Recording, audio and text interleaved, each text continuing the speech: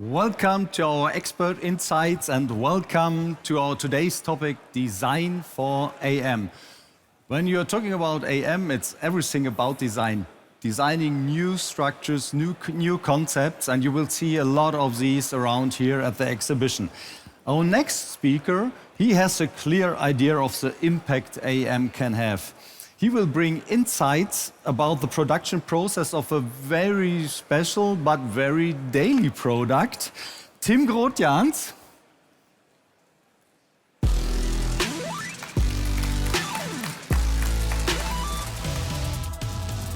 Tim Grootjans is founder and chief product developer with Z from the Netherlands. And his presentation will be exploring 3D printing's impact on the e-bike design process. I asked him if he brought his e-bike with him, but he said, unfortunately not. It was a bit too large, but we are happy to have you here, and the stage is yours, Tim. Thank you very much. I would like to start with a question. So, who is here because they're interested about electric bicycles? And who is here because they're interested about 3D printing or additive manufacturing? I hope everyone. But I hope today, for both of you, I can have some interesting topics for you to share and some insights into our design process at our company, but also in the industry and how, as a designer, we look at the industry from outside.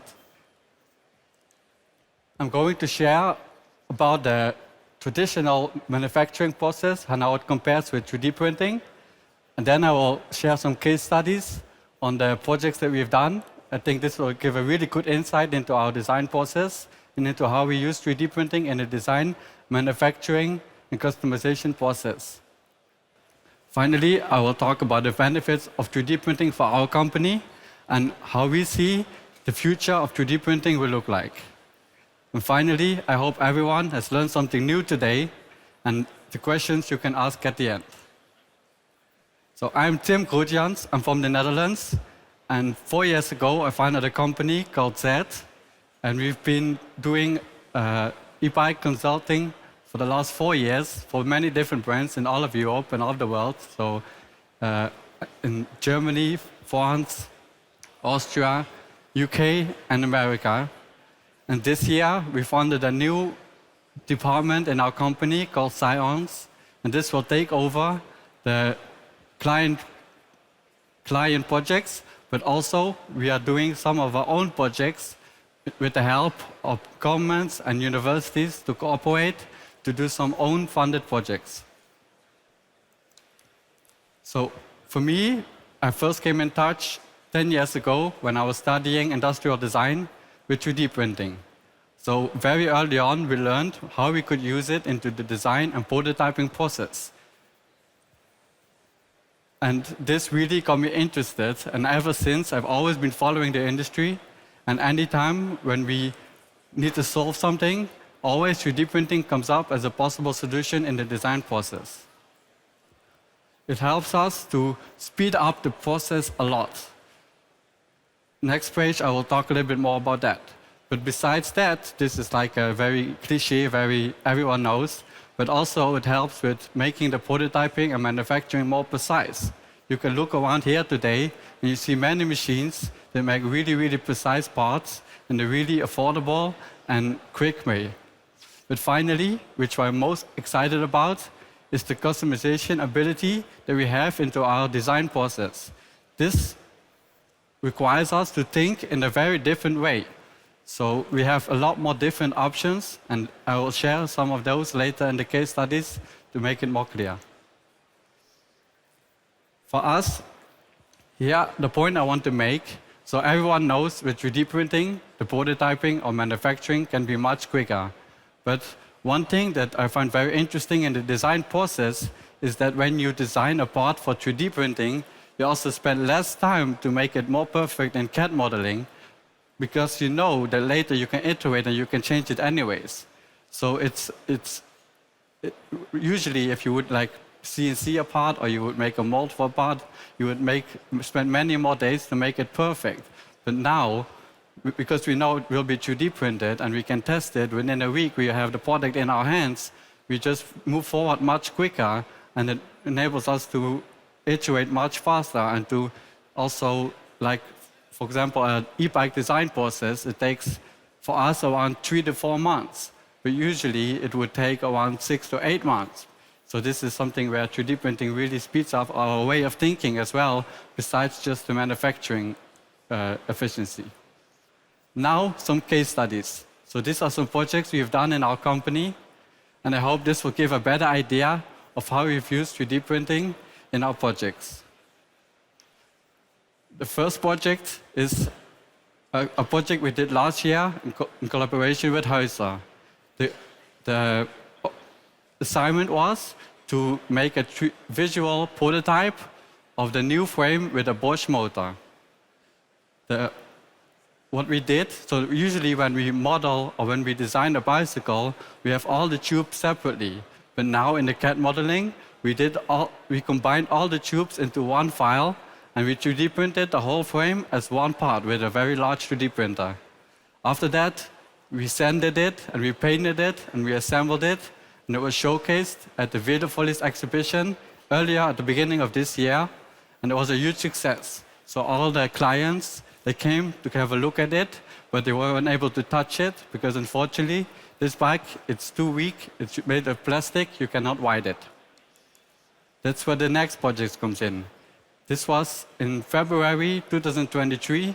Sixty, together with Look Cycles, they came to us and they asked us to make a prototype. Again, it had to be visual. Again, it had to be presented at an exhibition here also in Frankfurt. And at Eurobike, it's in July every year. But this time, they had an extra requirement that it had to be rideable. So we had to look for stronger material than plastic, but also it had to be done within 4 months. That would have never been possible with traditional manufacturing methods. Usually, it takes around 6 to 8 months to make a prototype like this. With custom parts, it's a custom handlebar, it's a custom fork. All of these parts would take much too long time with traditional manufacturing methods. Luckily, 2 years ago, I was here at Formnext, and I met a company called Materialized. I think they're here today again, and they really helped us out in this process. So first, in March, we set out to engineer and to make all of the technical details of the frame. In April, we prepared the frame for the 3D printing with Materialized together. They help a lot in that. And in May, the frame was printed in all separate pieces. So each of the pieces was separated and then welded together using a special welding technique that can weld the aluminum frame. And eventually, the frame was sanded down and painted again, and it was presented at the Eurobike in 2023. Everything within 4 months, and this was really something where we could really work quickly, use 3D printing to get the project done as fast as possible, and even small parts like the handlebar and the seat post, we all printed because they were all custom parts. Now, one of the great things about my job is that you get to meet people who are really interesting people. One of those people was Andre. He lives in Stuttgart, and his dream was to make an e-bike frame using 3D printing, and it was customized for every rider's geometry. So it means that every rider is printed a different bike. I really was excited by this dream that he had, and he also did a prototype, and it has a patent for a special way where the 3D printing could be done. But unfortunately, at that time, this was 3 years ago, the technique was not there yet to do this. It would take too long time to print one frame, and also the cost would be too high to be like a consumer product. So together with some brainstorming, we came up with a solution. So instead of 3D printing the whole frame, we made a frame using traditional methods. But we still kept the way that the bike would be different for each user, and for each customer gets a different bike. This is using a very special way to assemble the frame, a modular frame, but also we kept the original feeling of the 3D printing in the design. So you see there, the two covers, they're still 3D printed using plastic. They are not structural parts. They are just there for visual finishing. And this also enables us to put the customer's name inside of it or do other customization options, maybe do different colors, different textures on the covers. So this is something that we still kept this original dream into the project, but we made it so that the bike can be produced in a relatively affordable way, so the customer doesn't have to pay 20,000 euro for a bike. We have a short video that shows that T-Man made. They're going to launch in a few months. Innovation is often as necessary as the innovation itself. Currently, more and more e-bikes traverse our cities. Some are designed stunningly. Some yield batteries that last far longer than our journey and back. And some are tailored to each customer individually. One of which not only offers all this, but in addition is designed with optimized weight distribution in mind, ensuring comfortable cycling when your bike is out of steam. TZ-Man understands that e-bikes that weigh you down are just as stuck in the past as their analog ancestry.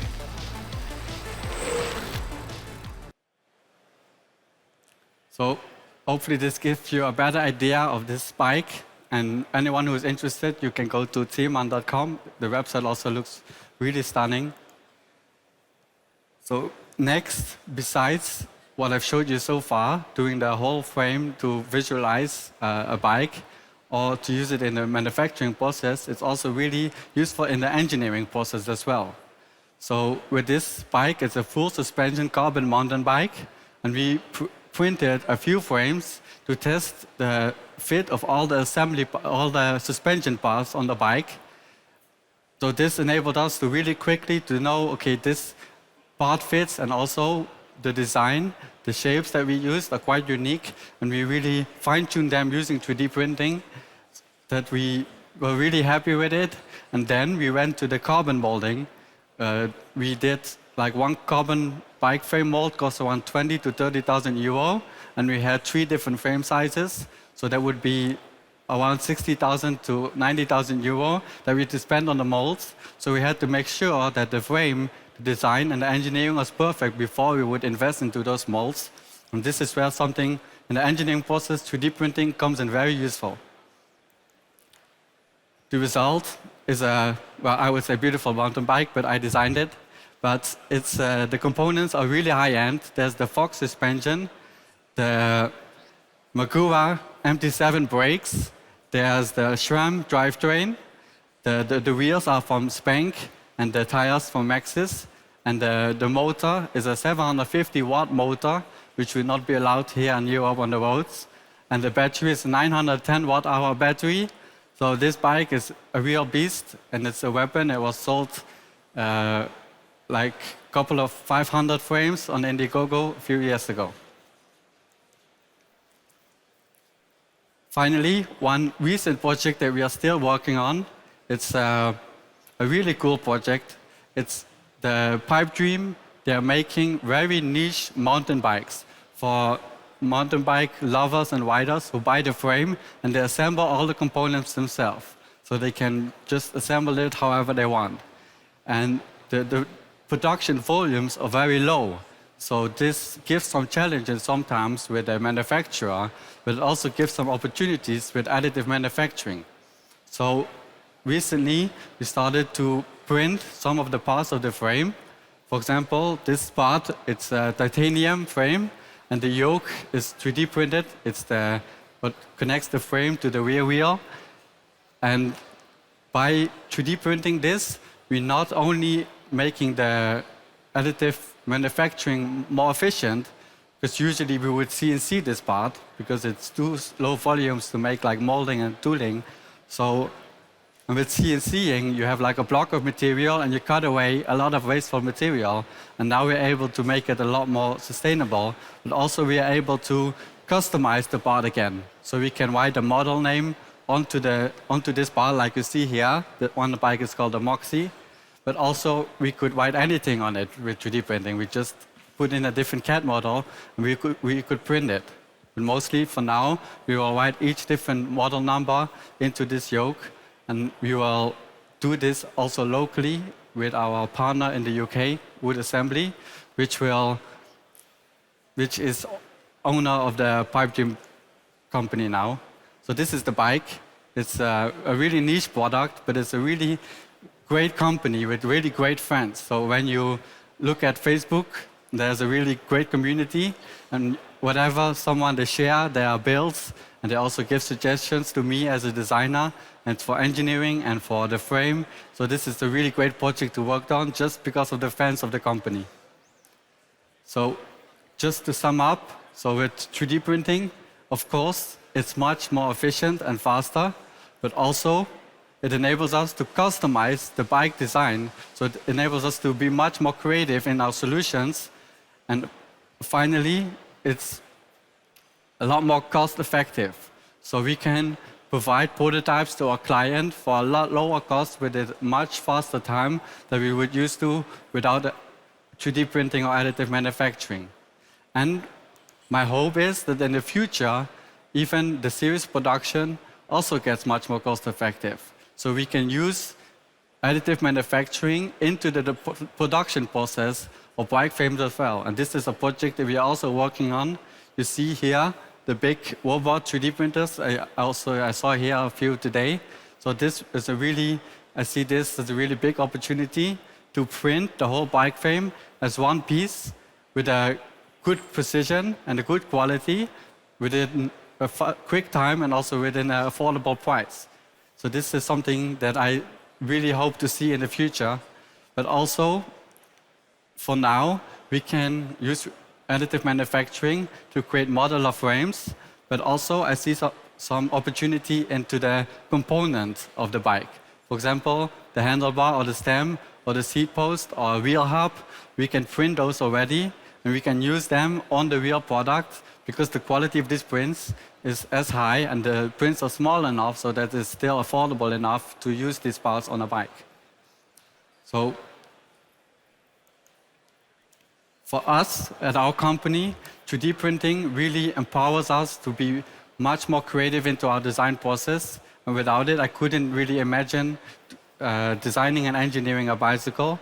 And we also have been lucky enough that we were able to use additive manufacturing to customize the final consumer product.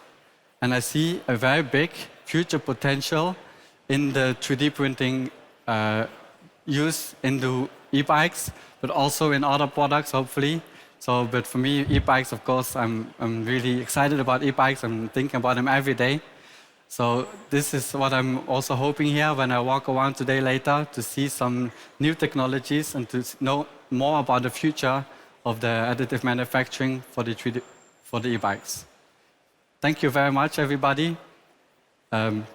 Maybe anyone has any questions, or we move on. Yeah, thank you very much for your presentation, and a round of applause.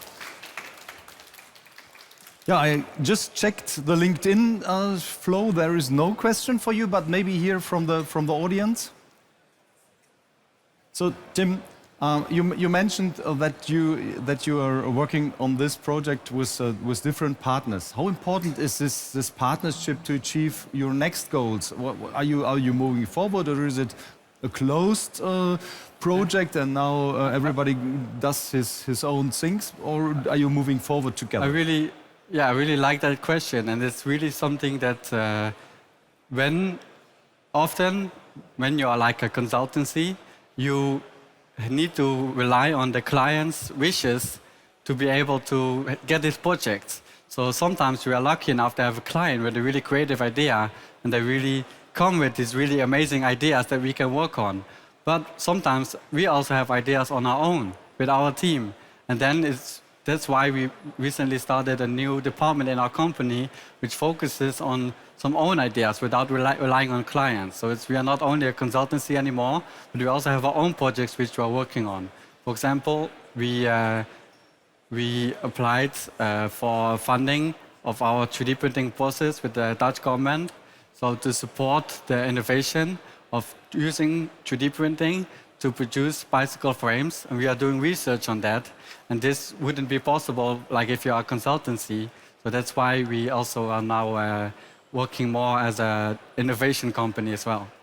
Okay, yeah, thank you very much. And we will have more of Tim when we are talking about our panel discussion. Then you will join us as well. Our panel discussion will start at 11:40. So make sure to join the stream and to be here in our stage when we follow up with our program Design for AM with our panel discussion. Thank you very much and see you later.